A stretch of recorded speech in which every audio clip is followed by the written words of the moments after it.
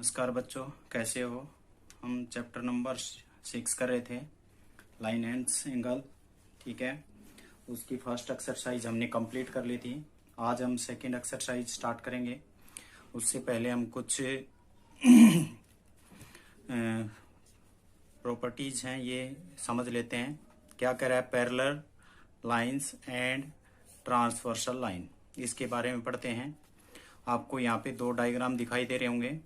ठीक है, यहाँ पे ये दो लाइनें हैं और दो लाइनें ये हैं, ये इसको कट कर रही हैं।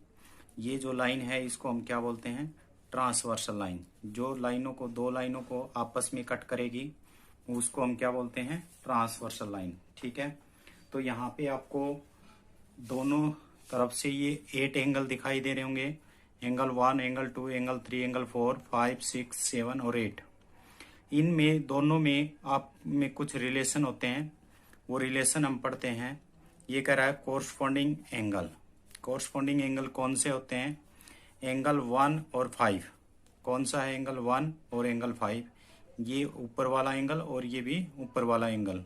ठीक है, यहाँ एंगल कितना, 2 और 6, ये और 4 और 8, 4 और 8, 3 और 7।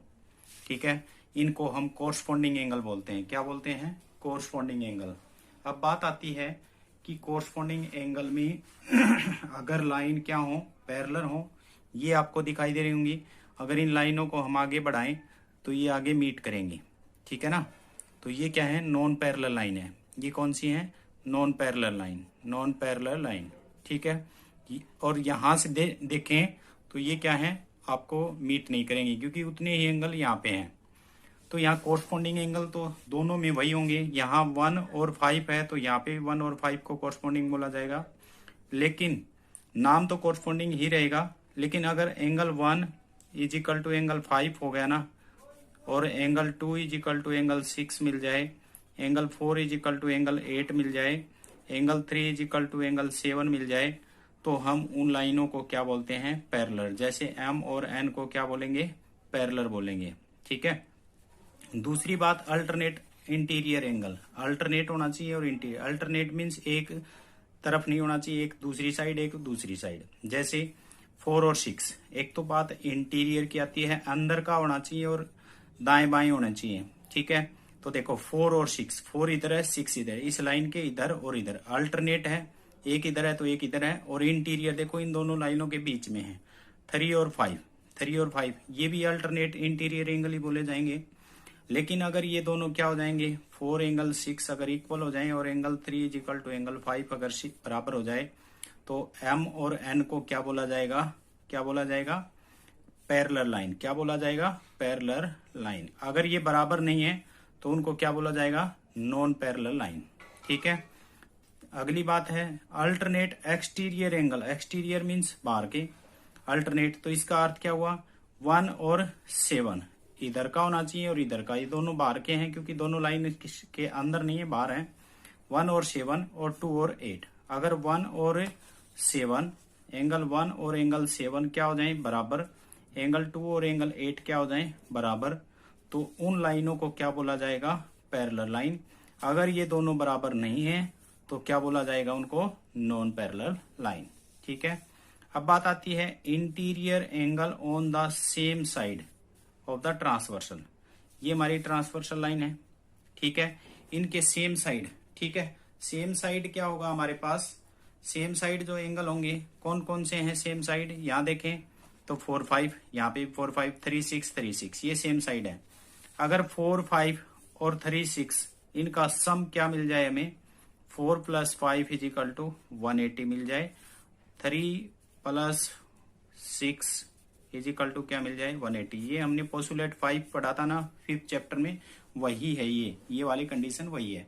ठीक है, तो यहां से अगर आपको अब बात यहां ये आती है, आपके पास कितनी कंडीशन होगी, 4 कंडीशन, ABCD। ठीक है, 4 कंडीशन है। अगर आपको क्या शो करना है, पैरेलल लाइन शो करनी है, कोई भी दो पैरेलल लाइन शो करनी है, तो आप कोई भी एक कंडीशन इनमें से शो कर सकते हैं। कोरस्पॉन्डिंग एंगल इक्वल दिखा सकते हो, अल्टरनेट इंटीरियर एंगल बराबर दिखा सकते हो, अल्टरनेट एक्सटीरियर एंगल बराबर दिखा सकते हो, और इंटीरियर एंगल का सम कितना दिखा सकते हैं, 180 डिग्री शो कर सकते हैं। ठीक है, तो ये हो गया हमारा पैरेलल लाइन शो करने का तरीका। ठीक है, इनको अच्छे से आप समझना, डायग्राम को समझना, कॉपी में नोट करना, और फिर कोई भी डाउट है तो कमेंट सेक्शन में जरूर बताएं। और हर बच्चा कमेंट सेक्शन में जाके अपनी व्यू जरूर रखें। ठीक है, और हर एक बच्चा अपनी क्लास को अटेंड करें। 6.2 एक्सरसाइज स्टार्ट करते हैं। 6.2 में फर्स्ट क्वेश्चन है हमारे पास, क्या कर रहा है, find the value find out करनी है X and Y, then show that A B parallel to C D. यानी कि A B parallel to C D अगर आपके पास है तो आप बताइए कि एक्स और वाई क्या है, वैल्यू बताइए क्या होगी एक्स एंगल की और वाई एंगल। देखो एक्स एंगल कहाँ है, ये रहा, ये एंगल है वो क्या है एक्स, और ये क्या है वाई।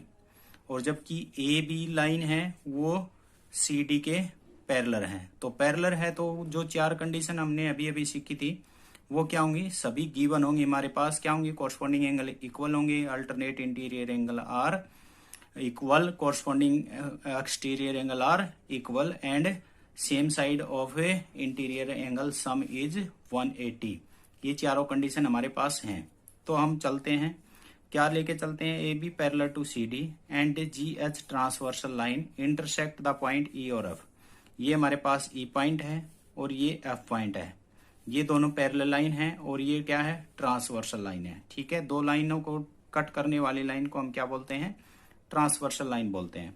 तो ये क्या कर रही है कि कहाँ इंटरसेक्ट कर रहे हैं, ई और एफ पे इंटरसेक्ट कर रहे हैं। ठीक है, ए ई एफ एंगल कहाँ है, ए ई और एफ नीचे की तरफ, यानी कि ये एक्स एंगल की बात कर रहा है, ये एक्स, और ई एफ और डी ये किसकी बात कर रहा है, वाई की।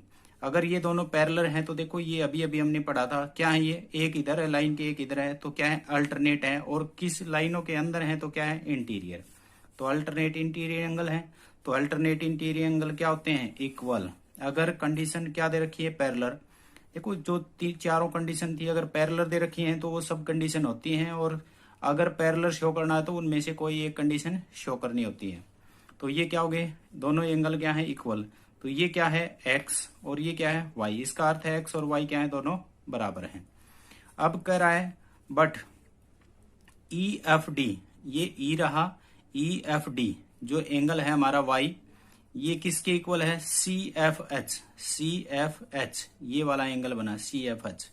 क्योंकि ये कंडीशन क्या होगी, क्योंकि इस लाइन को और इस लाइन को अगर देखें तो ये वर्टिकल अपोजिट लाइन है, यानी कि जब दो लाइनें आपस में कट करती हैं तो उनके वर्टिकल अपोजिट एंगल क्या होते हैं, इक्वल। ये बात हमने पहले पढ़ चुके हैं हम। तो ये वर्टिकल ही लाइन होंगी, सॉरी वर्टिकल एंगल होंगे, तो ये एंगल और ये एंगल कितना होगा, बराबर। तो इसकी वैल्यू कितनी है हमारे पास, y, ये कितना है 130, तो y की वैल्यू तो हमारे पास क्या आ गई 130। जबकि इक्वेशन 1 के द्वारा हमें पता है x और y क्या है, दोनों बराबर हैं, तो x भी कितना आ जाएगा हमारे पास 130 आ जाएगा।